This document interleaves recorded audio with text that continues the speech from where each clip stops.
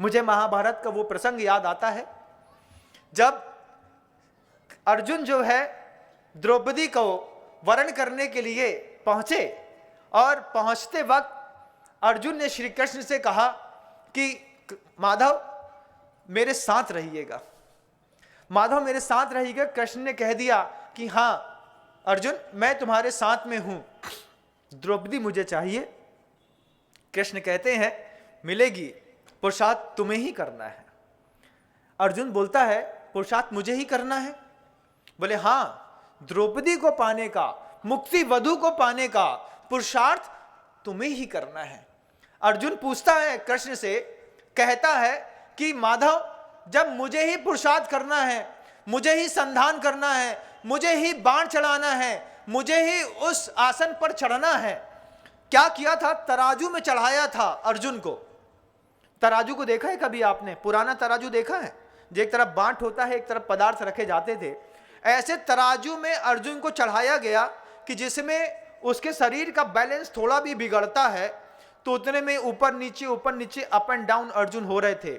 ऊपर कोई केंद्र था जिस बीच में या गोलक में उनको संधान करना था, नीचे उबलता हुआ कड़ाहा था, उस कड़ाहे में उबलता हुआ जो भी तेल इत्यादि धरा था उसको देख करके ऊपर अनबैलेंस तराजू में अर्जुन खड़ा है।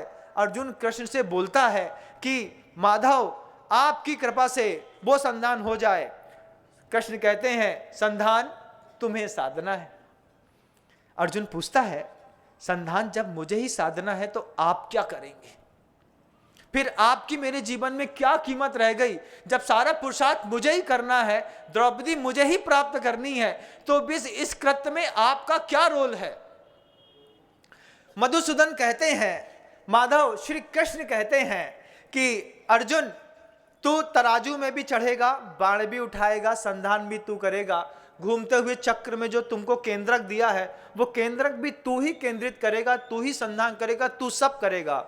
अर्जुन बोलता है आप? बोले मैं सिर्फ इतना करूंगा कि कड़ाहे में उबलता हुआ जो तेल है उस तेल को स्थिर कर दूंगा।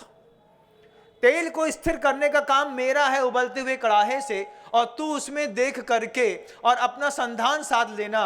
ये त्याग, ये शक्ति, ये प्रदर्शन, ये पूजा, ये भक्ति, ये मंदिर का निर्माण सब जब आपको ही करना है। किसी भक्त ने गुरुदेव से पूछा कि जब हमें ही पुरुषार्थ करना है और हमें ही मुक्ति प्राप्त करनी है, हमें ही मोक्ष जाना है, तो आप मेरे जीवन में क्या करेंगे?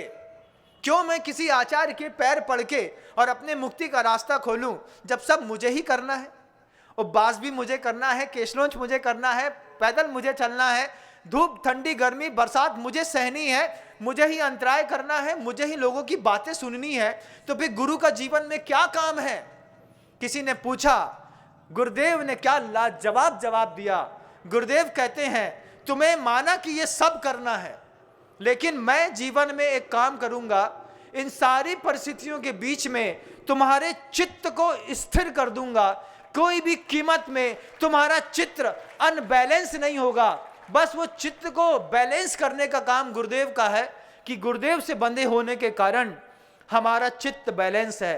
परिस्थितियां कैसी भी आती हैं, दुख दर्द कैसा भी आता है, ठंडी गर्मी बरसात भूख प्यास अंतराय केशलोंच पैदल विहार दिगंबरत्व लोगों का कहना धूल धक्कड़ जंगल शमशान नदी पर्वत वन सबके बीच में कभी भी कोई भी साधक अगर अपना हौसला नहीं हारता उसके पीछे गुरुदेव खड़े रहते हैं। बंधुओं, गुरुदेव बोलते हैं ये साधक पुरुषार्थ तो खुद करेगा लेकिन इसके चित्त की स्थिरता मैंने स्थापित की है।